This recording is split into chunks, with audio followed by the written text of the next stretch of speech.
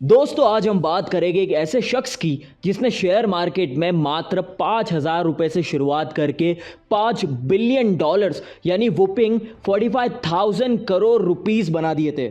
इस शख्स को भारत के स्टॉक मार्केट का बिग बुल कहा जाता है। इस इंसान ने भारत के लाखों करोड़ों लोगों को इंस्पिरेशन दी है to invest and make money in stock market.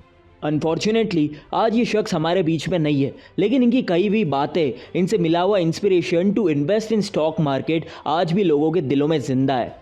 मैं बात कर रहा हूँ big bull late mister Rakesh Jhunjhunwala की। आज इस इंटरेस्टिंग वीडियो में हम बात करेंगे राकेश झुनझुनवाला की कहानी के बारे में एंड जानेंगे कि कैसे राकेश ने स्टॉक मार्केट से करोड़ ऑफ रुपीस का विशाल एम्पायर खड़ा कर दिया। स्वागत है आपका हमारे चैनल फेव नॉलेज बाय ऋषि में।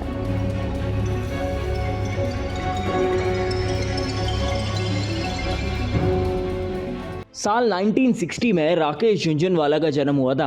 राकेश को बचपन से ही स्टॉक मार्केट में काफ़ी रुचि थी, लेकिन उस समय पे स्टॉक मार्केट को काफ़ी रिस्की अफेयर माना जाता था। इसलिए राकेश झुनझुनवाला के पिताजी, जो कि एक इनकम टैक्स ऑफिसर थे, वो राकेश झुनझुनवाला के स्टॉक मार्केट में करियर बनाने के विचार से खुश नहीं थे। इसलिए उन्होंने राकेश को साफ कह दिया कि स्टॉक मार्केट में अगर पैसा लगाना है तो वो राकेश को खुद कमा के लगाने पड़ेंगे।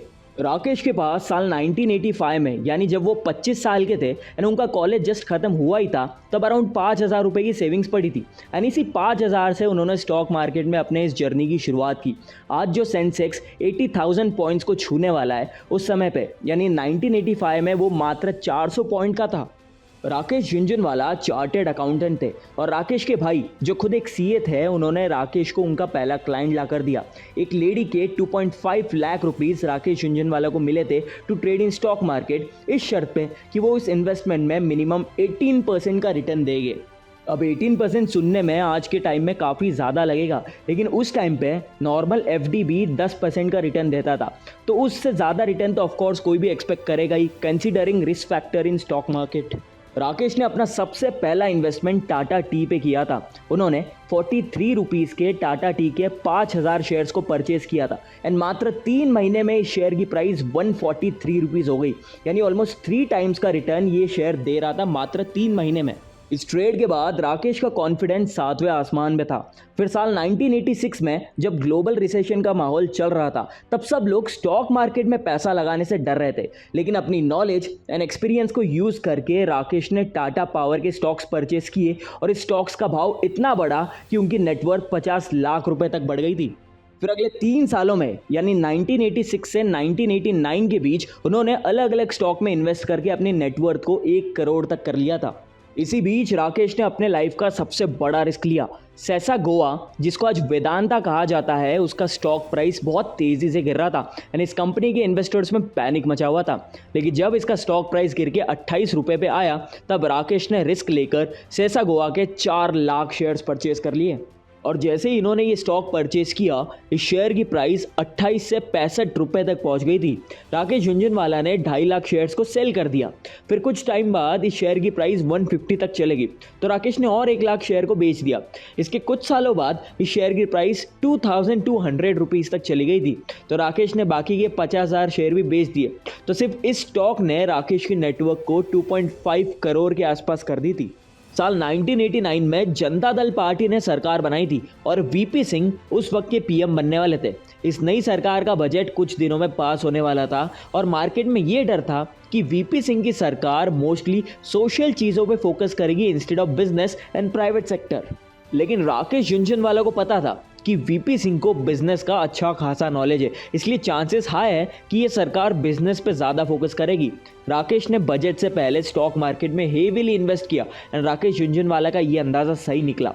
वीपी सिंह की सरकार ने बिजनेस फ्रेंडली पॉलिसीज़ अपने बजट में पास की एंड बजट पास होने के 6 महीने के अंदर अंदर राकेश की नेटवर्थ 50 करोड़ तक पहुँच गई थी।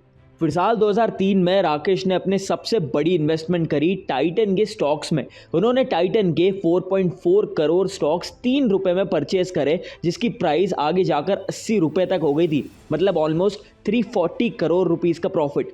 लेकिन इसके बावजूद राकेश ने टाइटन के स्टॉक को होल्ड करके रखा एंड कुछ टाइम बाद टाइटन का स्टॉक प्राइस गिर के 30 रुपये का हो गया। ऐसे मामलों में इन्वेस्टर्स यूजुअली स्टॉक को सेल कर देते हैं, लेकिन राकेश ने नहीं किया एंड आज की तारीख में टाइटन के शेयर्स 2000 1400 रुपीज़ तक आ गए एंड राकेश की टाइटन में 11,000 करोड़ की होल्डिंग है।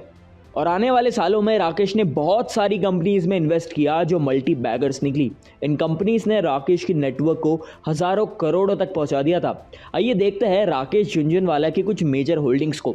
टाटा मोटर्स में 1700 करोड़, क्रिसिल में 1300 करोड़, फोर्टिस हेल्थ केयर में 900 करोड़, फेडरल बैंक में 850 करोड़, IHCL में 850 करोड़, NCC लिमिटेड में 500 करोड़ एंड ऐसे ही अपने पोर्टफोलियो में 44 कंपनीज में राकेश झुनझुनवाला की मेजॉरिटी स्टेक्स है। 7 अगस्त 2022 को राकेश ने अकासा एयरलाइन की शुरुआत करी थी एंड ये इसलिए स्पेशल था बिकॉज इस टाइम पे भारत की सारी एयरलाइन कंपनीज लॉस में थी एंड ऐसे टाइम पे इतना बड़ा रिस्क लेने में जिगरा लगता है बॉस। 14 अगस्त 2022 को राकेश झुनझुनवाला की मौत हार्ट अटैक की वजह से हो गई थी। इस दिन भारत ने अपने बिग बुल को खो दिया था। राकेश झुनझुनवाला भले ही आज हमारे बीच में नहीं है, लेकिन उनके ट्रेड्स जैसे कि no fear of failure, clear and on point communication करना, लॉन्ग टर्म विजन रखना, ये सब लेसन्स वो आज भारत के इन्वेस्टर्स को दे के गए। हमें नीचे कमेंट सेक्शन में लिख के ज़रूर बताएं कि राकेश झुनझुनवाला की स्टोरी से आपने क्या सीखा। हम आशा करते हैं कि आपको ये वीडियो पसंद आई होगी। ऐसी और भी इन्फॉर्मेटिव एंड इंटरेस्टिंग वीडियोस देखने के लिए हमारे चैनल फेव नॉलेज बाय ऋषि को सब्सक्राइब करना ना भूले एंड इस वीडियो को अपने फ्रेंड्स एंड फैमिली के साथ ज़रूर शेयर करें ताकि वो भी राकेश झुनझुनवाला की ये इनक्रेडिबल स्टोरी जान सके।